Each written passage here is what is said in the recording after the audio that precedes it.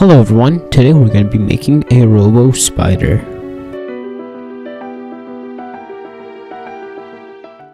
Let's start with the materials.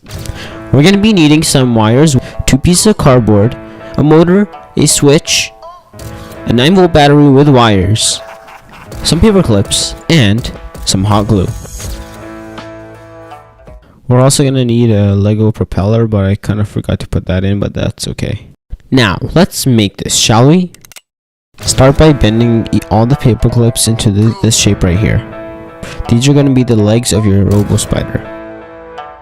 Next step is to add the legs to the cardboard. You're going to glue them on evenly and spread out all 6. Then you're going to add another piece of cardboard and add 2 supporting beams just to hold the legs.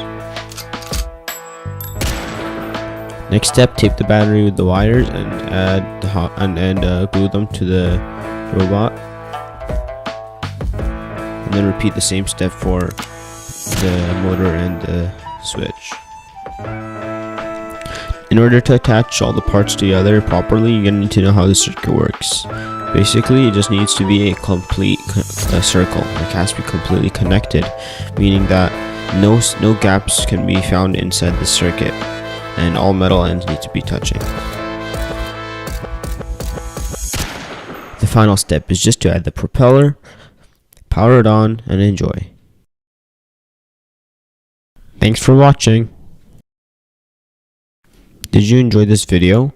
If you did, please leave a like and subscribe, and also check out these other videos you might find interesting.